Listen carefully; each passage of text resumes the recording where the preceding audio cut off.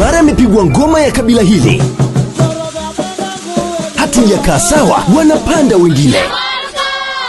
Yani ni burudani inayonogeshwa na ushindani wa kukata na mundu. Karibu tujumuike pamoja na utajiri wa utamaduni katika tamasha la Tulia Traditional Dances Festival. Ni tamasha la kwanza la kitaifa la utamaduni litakalofanyika Tukuyu mkoani Mbeya kuanzia tarehe 20 hadi tarehe 22 mwezi wa 9, 2018. Tamasha hili litahusisha mashindano ya vikundi vya ngoma kutoka katika mikoa 31, huku washindi wakijinyakulia zawadi mbali kama pikipiki, fedha taslim, nafasi ya kufanya maonyesho katika hoteli ya kitalii, na kubwa kuliko ni fursa ya kushiriki katika tamasha kubwa la kitamaduni litakalofanyika nchini India. Mgeni rasmi ni Waziri Mkuu wa Tanzania Kassim Majaliwa. Nyote mnakaribishwa.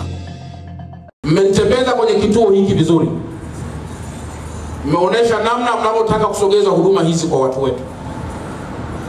Mmeweka block 4, mmeonyesha Mwanjerwa, mmeonyesha Soweto, mmeonyesha Uyole, mmeonyesha Sido.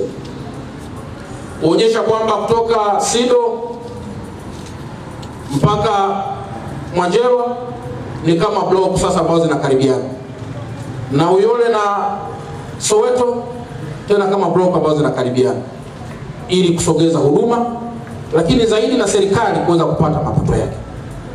Nawashukuru sana. Lakini ikiwa napandisha kwenye ile jengo, pamoja na uzuri wake wote, nikawa najiuliza angekuwa mlemavu angepita wapi? Hamjanionyesha hilo. Kuna changamoto kidogo ya huduma hizi za kodi kwa walemavu.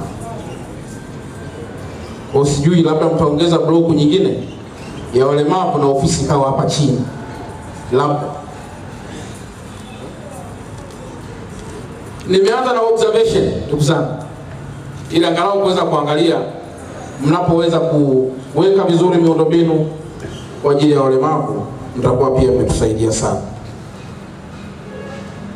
Ndugu zangu, katika maisha kuna mambo makuu mawili yasiyoepukika. Kuna jambo la kwanza linaitwa kodi, na jambo la pili ni kifo. Kwamba kodi ni wajibu na kifo ni wajibu. Lakini kuna kitu kingine inawezekana nacho ikawa ni cha wajibu sana, kula. Na inawezekana TRA bwana wajanja sana, hawajaandika kaneno kula, kifo na kodi. Ndio maana sioni sehemu ya chakula. Lakini sio mbaya. Sasa kodi ina thamani kubwa sana. Na kupitia kodi ni hiyo lakini huwa inajibadilisha majina. Ni kama ilivyo sadaka. Sadaka ukiwa kanisani, lakini msikitini ina jina, kwenye msiba inajibadilisha tena, kwenye maendeleo inajibadilisha tena, inaitwa kodi. Lakini kodi hiyo kanisani sadaka, kodi hiyo kwenye msiba rambirambi, ni kodi hiyo mashuleni ni ada, kodi hiyo kwa hiyo ni majina yanabadilika kulingana na muktadha, context, time and place. Kwa hiyo inajibadilisha tu, lakini neno hilo kodi. Ila huku serikalini tunasema kodi. Kuna mahali fulani utumia neno hoye. Inawezekana kwa wafanya biashara ukisema kodi hoye, unaweza kupata waitikiaji wachache. Kwa sababu baada tujaingia kwenye ile aspect ya ulipaji wa kodi kwa hiari, bado hatujajifunza sana kulipa kodi kwa hiari. Hata sisi watumishi tunalipa kodi, lakini tumebanwa kwenye mishahara yetu. Bado na sisi hatujalipa kodi kwa hiari, ila kukatwa moja kwa moja kwenye mishahara kumetufanya sasa iwe kama tabia, kwamba kodi kupitia mishahara yetu. Na hata wafanyabiashara tuendelee sasa kudevelop hiyo culture, ili angalau tuingie kwenye mfumo wa kulipa kodi bila hiari, kulipa kodi kwa hiari. Na tukifanya hivyo tutakuwa tumetenda wema sana. Ndugu zangu wananchi, serikali katika kuimarisha ukusanyaji wa kodi imetengeneza chombo chake muhimu ambacho tunaita TRA. Ni authority ambayo ina power, ina sheria na iko jurisdicted, ina mipaka yake ya ufanyaji wa kazi.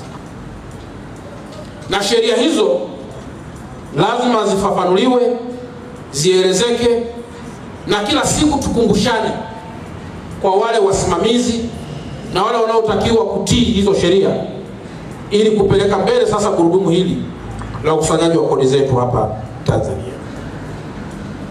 Na chombo hiki kina dira yake, kina dhamira yake. Sisi Waswahili tunasema ile mission and the vision, Waswahili tunasema dango na rajua. Kwa hiyo hiki ni chombo chenye dango na rajua, chenye dhamira, chenye direction, kinachodhamiria kifanye nini. Lazima kuna kuwepo na wazo la pamoja, wazo kubwa kama broad term, kwa maana ya goal mnachotaka kukiattain. Lakini ndani yake lazima kuwepo na unafikiaje lengo kubwa. Kwa lazima uset objectives, na hizo objectives lazima ziwe zina sifa ya specificness, lazima ziwe time bounded, lazima ziwe realistic, lazima zipimike, measurability, lakini na sifa zingine nyingi kwenye hii objective. Kwa hiyo mnapo seti malengo na vituo kama hivi, kwetu tunaamini kwamba ni moja ya objective katika kufikia kuwa na mapato makubwa kwenye mkoa wetu wa Mbeya. Kwa kuestablish kituo kwa ajili ya kufafanua huduma ni kuongeza kasi ya ukusanyaji wa mapato halali kwa watu mbalimbali katika mkoa wetu.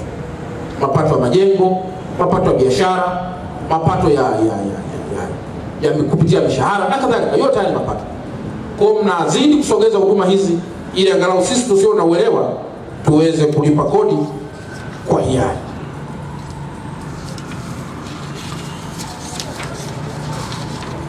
Ndugu wananchi, kwa ujumla wake,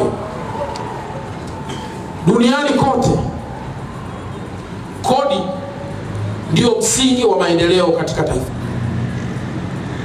Kwa hiyo wakusanya kodi, kwa maana kama chombo cha TRA, na sisi tunaopaswa kutoa kodi, kutoa hizo kodi, tunatakiwa tuwe na usafi wa hali ya juu ili tusidhulumiane. Kuna msemo wa kawaida, bahati nzuri Mzee Mtinika aliwahi kuwa mchungaji, lakini nadhani akaacha alipopata uteuzi. Watu wengi wanasema ile 10% tunayotakiwa tupeleke kama sadaka. Watu wengi tunamdhulumu sana Mungu. Hatutoi 10% kama lile fungu la 10 linavyosema. Ukipata milioni 1 tunapeleka 20,000 kwenye sadaka. Kwa mwisho wa siku unajidhulumu mwenyewe. Kwa mfanya biashara, ukipiga mahesabu yako vizuri, ukawa hutumii receipt fake, ukaleta turnover yako vizuri, na mtu wa kodi naye akasimamia vizuri kwa mujibu wa sheria, taifa litapata kodi zake vizuri.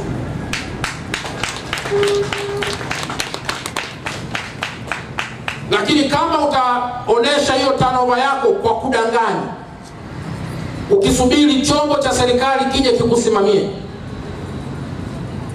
na wakati mwingine ukajikuta umetoa risiti nyingi sana katika ile mashine ya EFD, ukaona sasa kama mauzo yatakuwa ni makubwa sana, na kwamba ile faida tutaikalculate na inawezekana serikali kagaini sana, kuna mchezo pia mchafu wa kwenda kutafuta risiti fake ili kuonesha kwamba manunuzi ni makubwa, ili angalau kuonyesha kwamba manunuzi na kile unachokiuza havijatofautiana sana.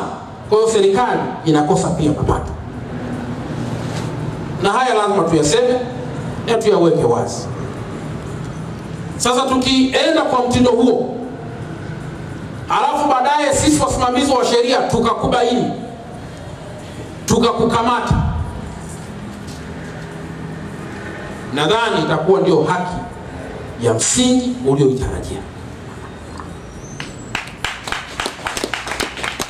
Ndugu zangu, kuna msemo wa kawaida sana katika maisha. Mmesikia watu wanasema hakuna demokrasia, hakuna demokrasia.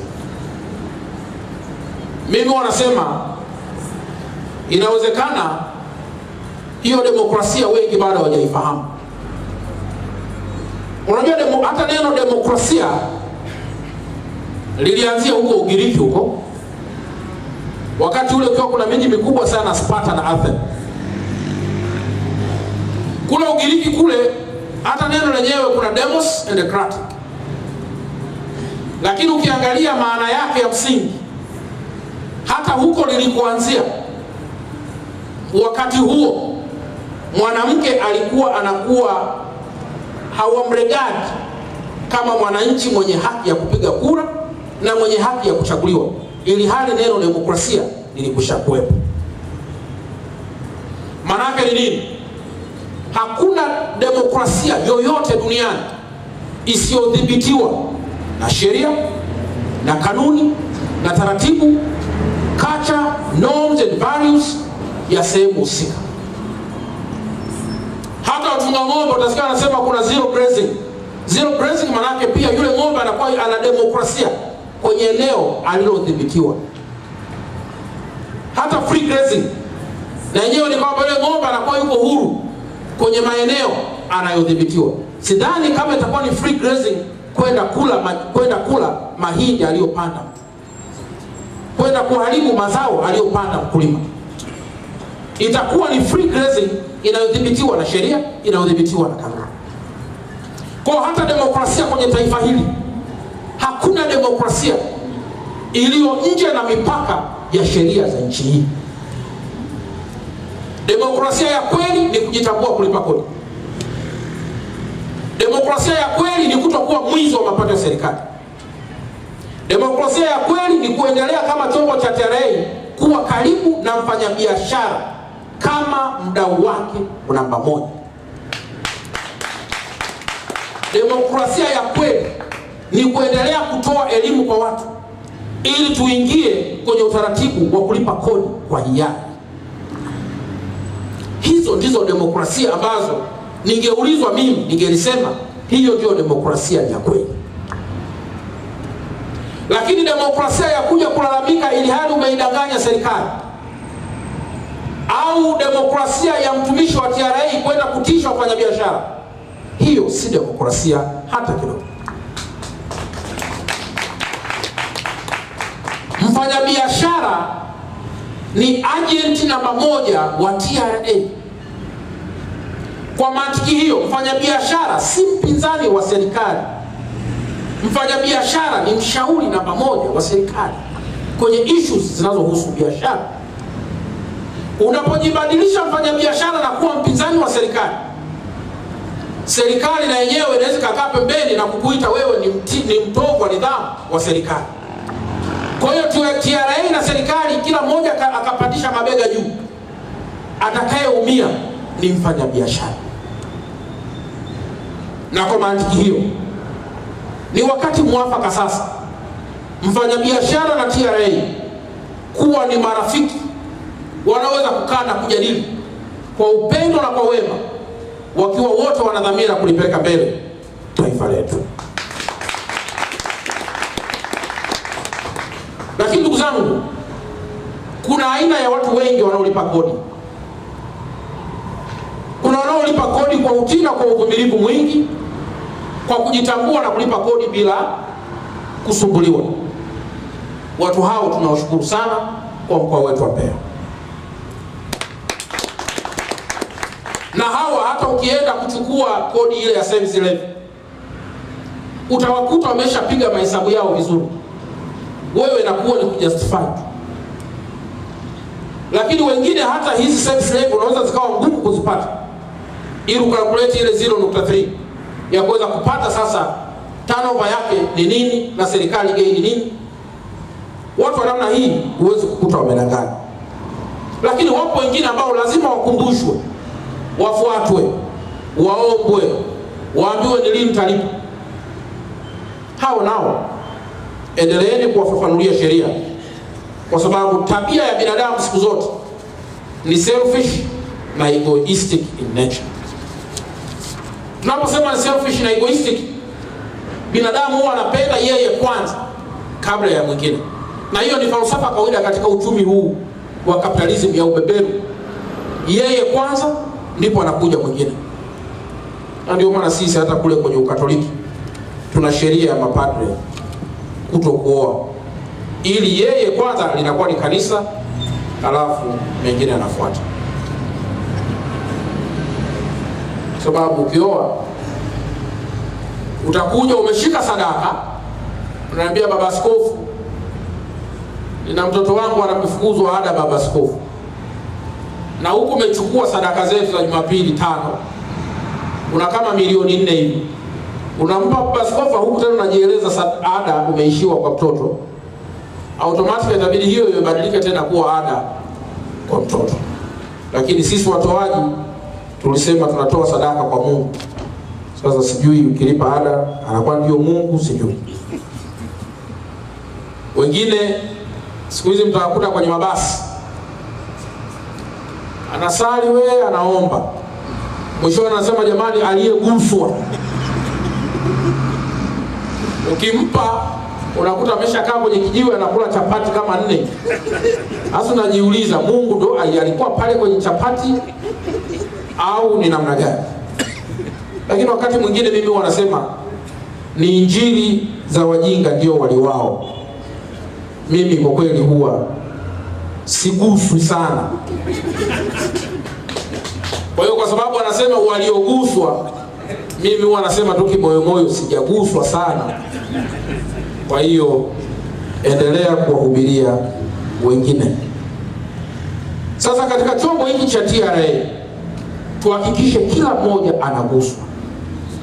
Anaguswa kwa hiari na anaguswa kwa shuruti. Kuguswa kwa shuruti ni kuzituma na kuziomba mamlaka ziendelee kuwa sehemu ya kufafanua sheria hizi. Kwa sababu ndugu zangu, kiukweli anayelipa kodi, kwa mfano ukifungua duka lako pale, anayelipa kodi ni yule mtumiaji wa ile bidhaa wa mwisho.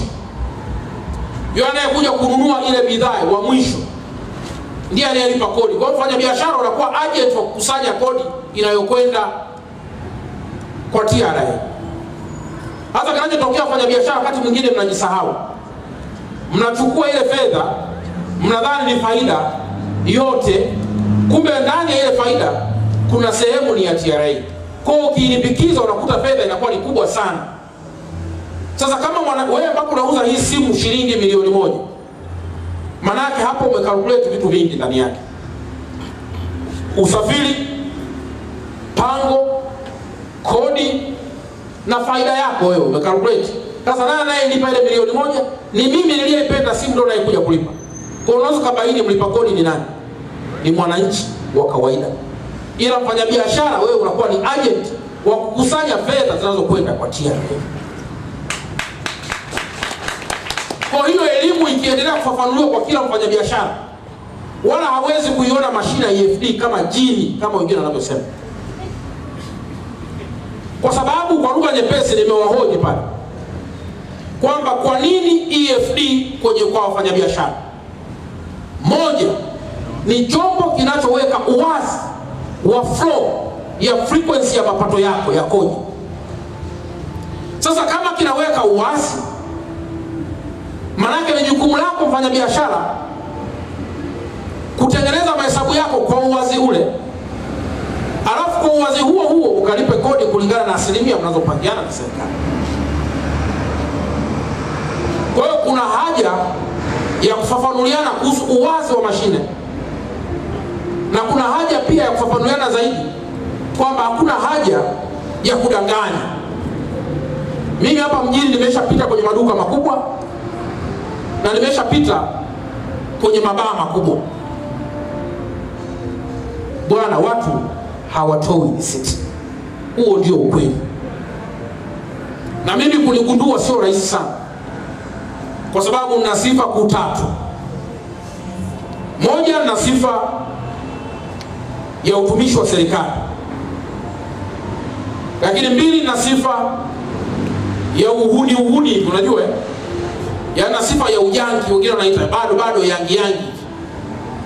Kwa kuna baadhi ya matendo yangu uweze kuyalinganisha na Mzee Mtinika, na kuna baadhi ya matendo yangu Mzee Mtinika anasema bwana, hebu rudi nyuma kidogo. Na ndio faida ya kuachiwa wazee kwenye utumishi wa umma. Sasa mara nyingi mimi nakwenda kuangalia, unakuta watu bado hawatoi risiti, unless otherwise anatoa risiti kwa kuvizia mpaka kujue ndio anatoa risiti. Sasa pia msichoke, tuendelee kuhamasishana sana ili angalau watu watoe risiti kwa yari yao wenyewe. Lakini zaidi tukafafanue zaidi sheria, kwamba sheria zipo usipotoa risiti. Na ningewaomba kuanzia wiki ijayo tembeni na magari kufafanua umuhimu wa kutoa risiti. Waambieni watoe risiti, afu baada ya hapo tuanze kusimamia utoaji wa risiti. Ndugu zangu, kwa mfano wafanyabiashara wa Soweto wa Sidwe, kwa kweli serikali imefanya mambo mazuri, lakini bado nasikitika, bado mnajadiliana kodi tu ya kulipa kwenye serikali yetu. So kodi ya majengo, mkatusaidie mjadala uishe, na msiibie serikali, wala serikali isiwaibie ninyi. Angalieni bei ya soko inasema nini, anzeni kulipa wenyewe, tusijicheleweshe na kuja kuongeza migogoro sio ya lazima. Mimi ningelipenda sana kuiona bei hii ikiwa watu wako kazini muda wote, hatubishani. Wakati mwingine watu tunaingiwa na shetani wa kuhamisha vitu vya kitaalamu kuwa vitu vya kisiasa. Kodi sio kitu cha kisiasa. Jamani, kodi ni siasa. Bora hata mimi mkuu wa mkoa, mimi nimesoma political science chuo kikuu cha Dar es Salaam, angalau naweza nikatumbukiza siasa kidogo. Lakini kodi si siasa, si siasa. Kwa kuna baadhi ya vitu vya msingi huwa tunaweza tukakaa na kudanganyana. Angalia jiji la Mbeya kwa sasa lilivyo na amani. Mfanyabiashara kufanya biashara zako kwa amani hii, hakuna mtu atakugasi kitu chochote. Lakini huwa tunafika kipindi tunadanganyika na vitu vidogo na mahofu, tunapoteza mwelekeo wa kuiondoa Mbeya yetu kwenye amani ya kufanya biashara kwa amani, kufanya biashara kwa kuelimishana, kwa kushauriana na kwa kupeleka mbele agenda za taifa hili. Lakini baadaye unakuta tunaingia kwenye mikumbo isiyo ya lazima. Mbeya hii, mimi nawauliza jambo dogo sana. Hivi huwa tunajitambulisha kwenye dunia, tunajitambulisha kwa agenda gani Mbeya? Ni nini tumekicapitalize na nini tumeprioritize kwamba we need our Mbeya iwe hivi? Ni kitu gani? Ili hata mtu aliye kwenye mataifa na dunia zingine akiona Mbeya ajue Mbeya hii imejizatiti kwenye jambo hili na hili na hili. Ni kitu gani?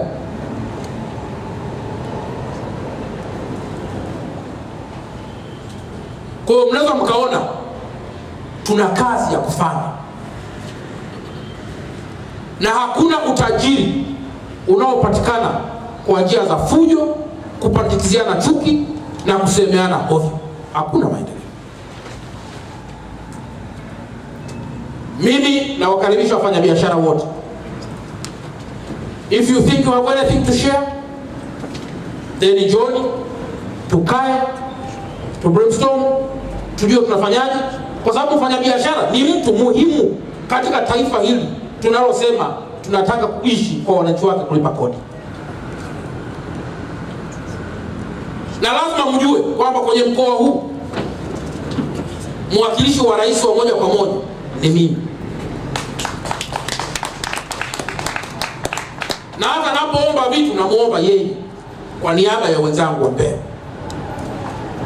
Kwenye wilaya ni huyu Kindika, hakuna mwingine. Na utaratibu wa kuwapata viongozi kwenye nchi hii kwa katiba yake mpaka leo hii ni lazima mtu awe na chama cha siasa. Kinyume na hapo bado huo utaratibu haujapata baraka. Kwa huo unakitaka chama cha siasa kilicho madarakani, huo ukitaki hakitengui agenda ya kusukuma mbele maendeleo. Agenda ya maendeleo lazima iwe pale pale. Agenda ya maendeleo lazima iwe pale pale. Kwa sababu mwisho wa siku utahitaji kwenda hospitali, utahitaji kusoma. Hata sisi tumesoma kwa kodi za Watanzania, tumepewa mikopo na tumeshairejesha. Kwa hiyo lazima tufike wakati, ndugu zangu, kwanza tusichukie TRA kwa sababu wana perform duties zao, lakini pili tuwe washauri kwa TRA kwa sababu ni chombo ambacho kina binadamu ndani zake. Kwa hao binadamu wanaweza kuwa na madhaifu yao, yasibebwe kama ndio madhaifu ya chombo cha TRA. Na nyinyi akina meneja, popote mnapodhani kuna watumishi na wao wanakwenda kinyume cha kuwakandamiza wafanyabiashara wetu, mna mekanizmu zenu za kuwasihi na kuwaonya ili mfanyabiashara asikichukie chombo kwa sababu ya tabia ya mtu mmoja. Jamani, hata huko makanisani kuna wachungaji, lakini tunasikia kwenye vyombo vya habari mchungaji amezaa na mke wa mtu. Wapo, tunasikia kwenye vyombo vya habari. Mchungaji mmoja kule Kagera kule ni Korogwe, ni wapi, Karagwe, alianzisha maombi yake usiku. Kila siku yeye ni kuomba usiku na wake za watu.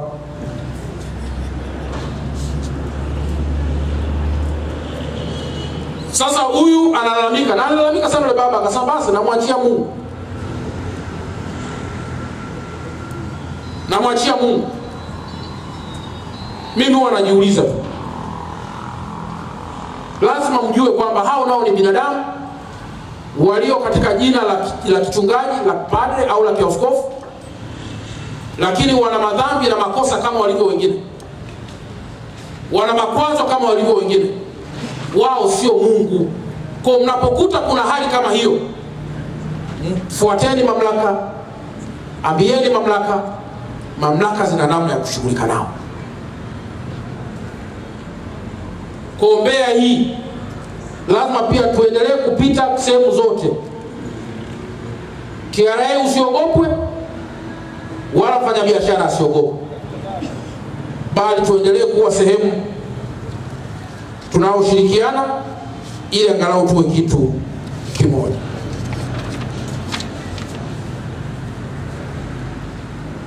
Katika uchumi huu wa viwanda, uchumi wa kati, hatuwezi kuja kuufikia kama tutaendelea kuwa wabunifu kama mlivyofanya Mbeya. Na inawezekana mkawa hata wa kwanza kwa ubunifu huu wa kusogeza zaidi huduma kwa wateja wetu.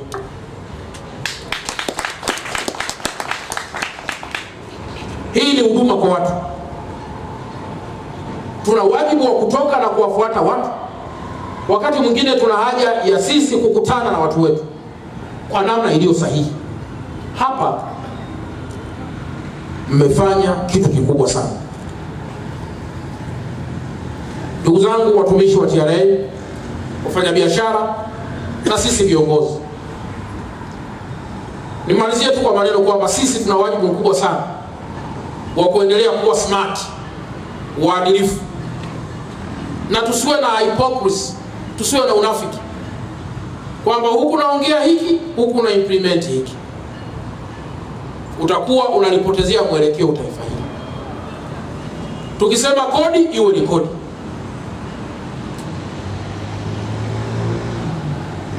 Tukisema kushauriana ni kushauriana,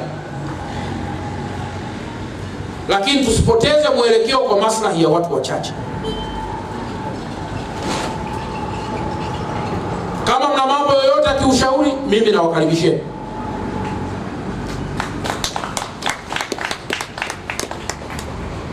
Lazima mjue kwamba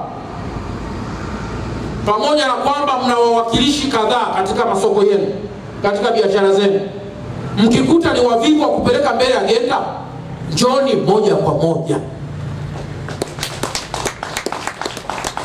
Mimi kila asubuhi nazunguka kwenye taasisi za serikali, kila asubuhi.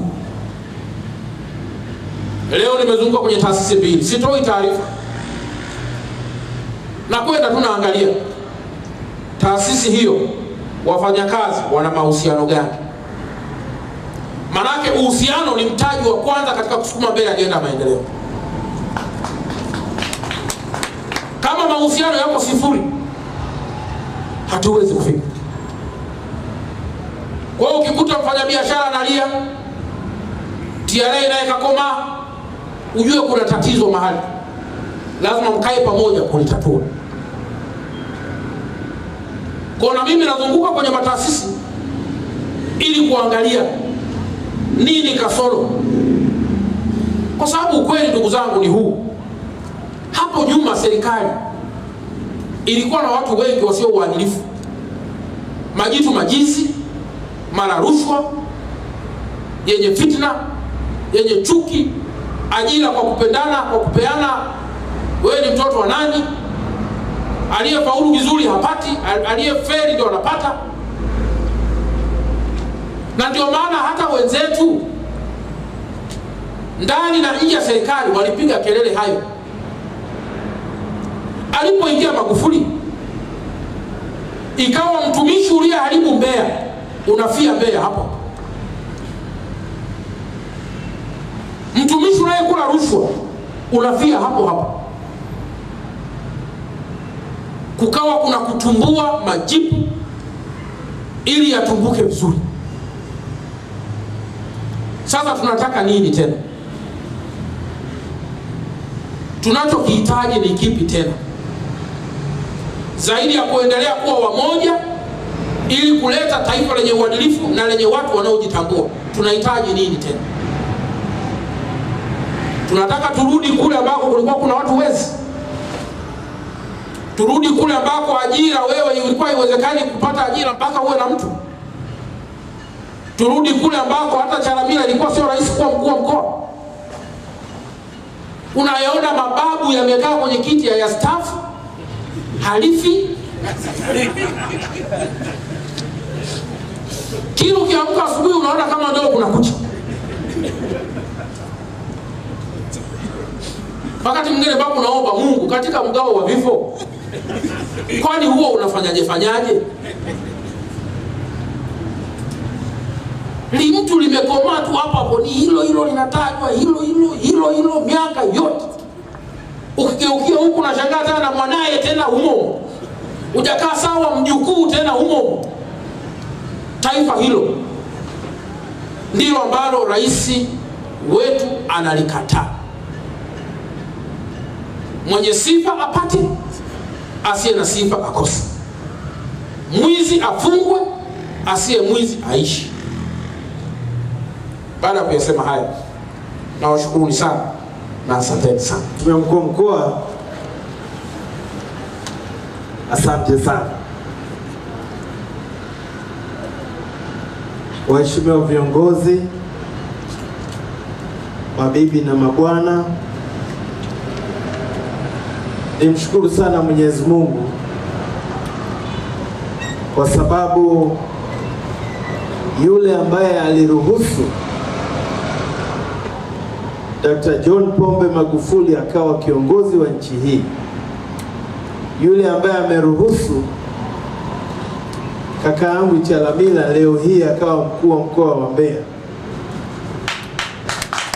yule ambaye ameruhusu mimi nikawa kamishna wa kodi za ndani. Nimshukuru sana Mwenyezi Mungu kwa kutukutanisha, wa tukio hili la leo, lakini niseme neno moja. Sisi ni watendaji, Mheshimiwa Mkuu wa Mkoa. Sisi sio wanasiasa. Kazi yetu ni kutekeleza maelekezo kwa mujibu wa sheria zetu. Na ni kweli kabisa kwamba tunao wajibu wa kutoa elimu ya kutosha kwa wafanyabiashara wote, kwa wananchi wote, juu ya wajibu mbalimbali katika masuala ya kodi. Kwa hiyo Mheshimiwa Mkuu wa Mkoa, tumepokea maelekezo yako.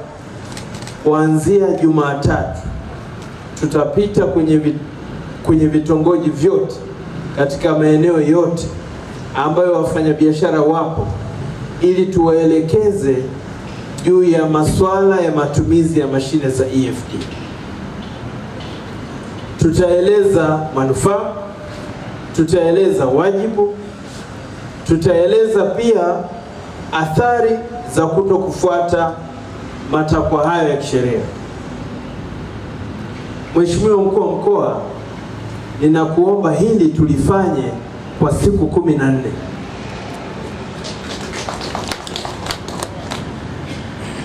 Kwa sababu za msingi kabisa. Wapo ambao mpaka sasa hawana mashine, wanunue mashine. Wapo ambao wana shida mbalimbali, waweze kuzirekebisha. Unahitaji kuweka mambo yako sawa na ofisi yetu, basi uweze kurekebisha kwenye kipindi hicho. Mheshimiwa Mkuu wa Mkoa, baada ya siku 14 sisi tunakuomba uturuhusu tuchukue hatua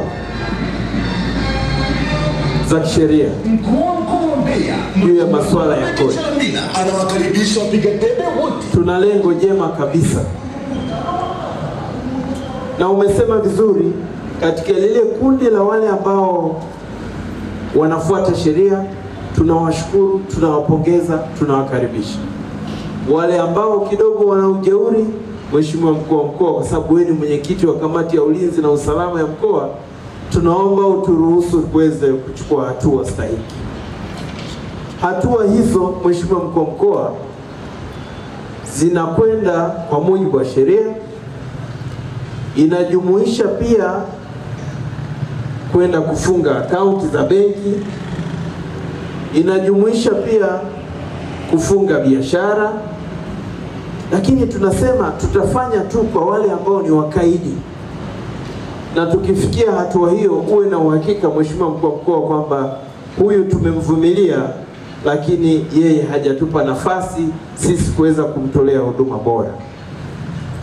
Niseme jambo lingine, Mheshimiwa Mkuu wa Mkoa, msema chochote hapa amesema kwamba tupate nafasi tuwaelimishe. Mimi naomba nitoe wito kwa MC, ninyi muwe mabalozi wetu kwenye masuala ya kodi. Tumelipokea.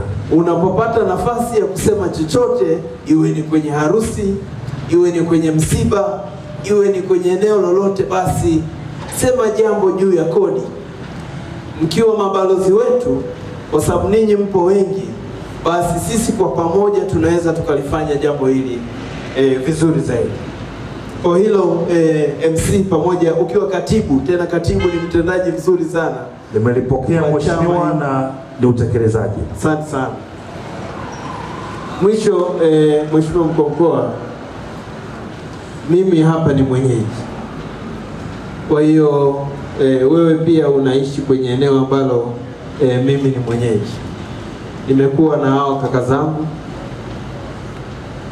wengine nimefanya nao biashara hapo Mwanjelo, na ninaamini kwamba kile ambacho kinawasibu ninakifahamu. Katika kushirikiana nao inatusaidia zaidi kwenye kupata mwafaka ulio sahihi wa changamoto hizo.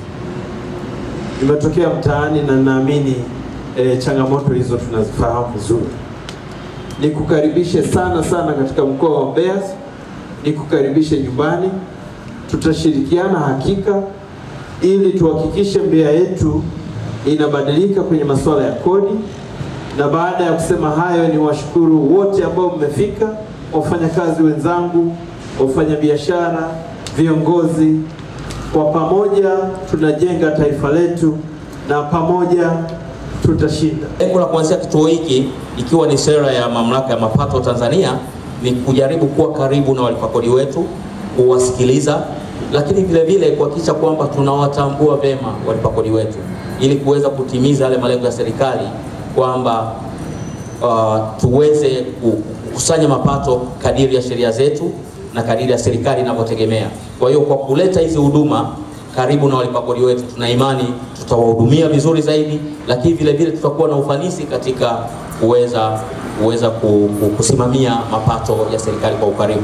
Kwa hiyo ni waombe sana walipa kodi wetu, wafanyabiashara mbalimbali, muweze kuwa na ushirikiano wa karibu na watumishi wetu, na sisi kama uongozi wa mkoa tutakuwa karibu sana na nyie katika kuhakikisha kwamba kila linalojitokeza, kila tatizo lenu, lakini vile vile na wajibu wenu unatimizwa kadiri ya matakwa ya sheria.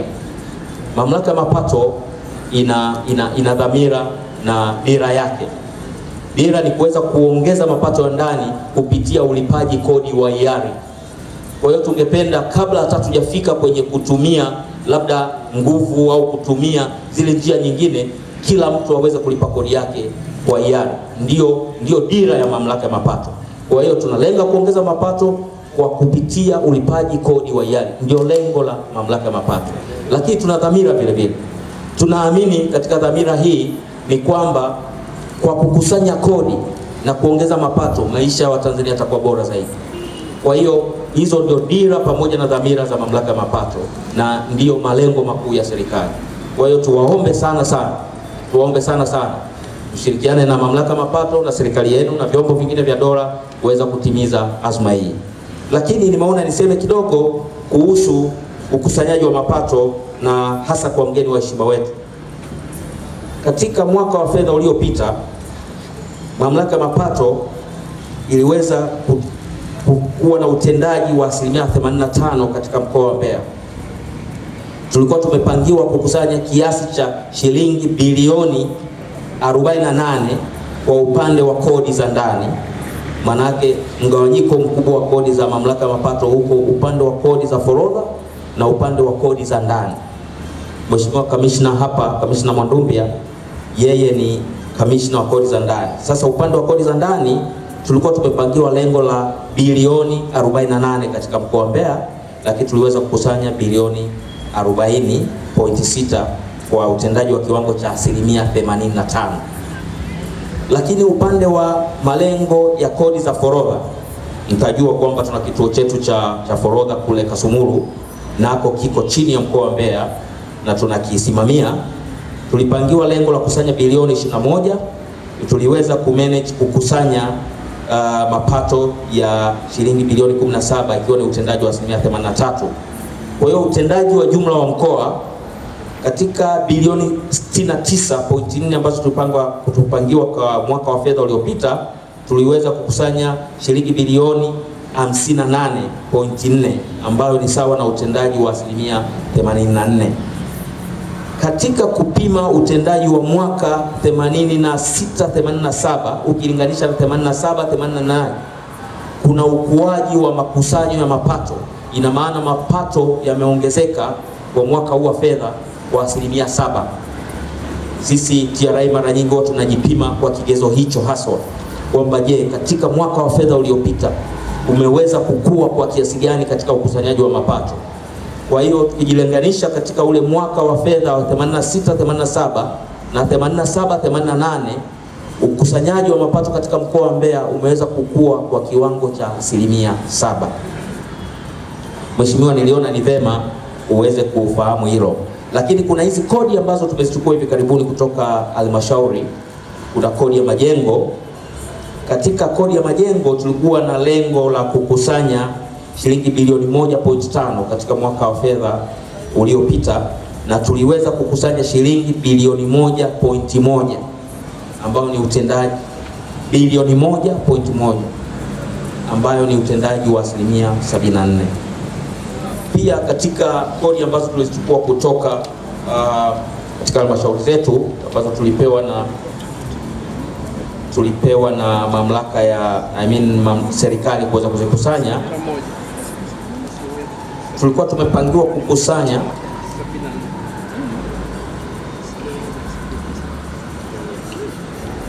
tulikuwa tumepangiwa kukusanya shilingi milioni 700 katika upande wa kodi za mabango, na tuliweza kukusanya milioni 487.4 ambao ni utendaji wa 70%. Ombi kwako mkuu wa mkoa na walipa kodi, serikali na taasisi mkoani Mbeya kutoa ushirikiano wa karibu katika ukusanyaji wa mapato. Tunazo halmashauri zetu, tunazo taasisi nyingine kama wenzetu wa halmashauri wa SIDO, TFDA, TIC, ni wadau wakubwa katika utendaji kazi wa kwetu. Kwa hiyo tuwaombe sana na tukuombe mkuu wa mkoa utusaidie katika hili, ushirikiano, kubadilishana taarifa pamoja na kufanya kazi kwa pamoja ili kuweza kufikia malengo yetu, basi uwe mkubwa. Lakini kubwa zaidi, walipa kodi wetu wawe watii, walipa kodi kwa wakati, watii sheria na bila shurti. Tunasema utii wa sheria bila shurti. Kwa hiyo tuwaombe sana katika ile dira yetu ya voluntary tax compliance, ulipaji kodi wa hiari, basi walipa kodi wetu watii sheria bila shurti, na tuna imani mamlaka ya mapato haitakuwa na shida kabisa kwa yule ambaye anatii sheria bila shurti. Baada ya machache, niwashukuru sana. Asante.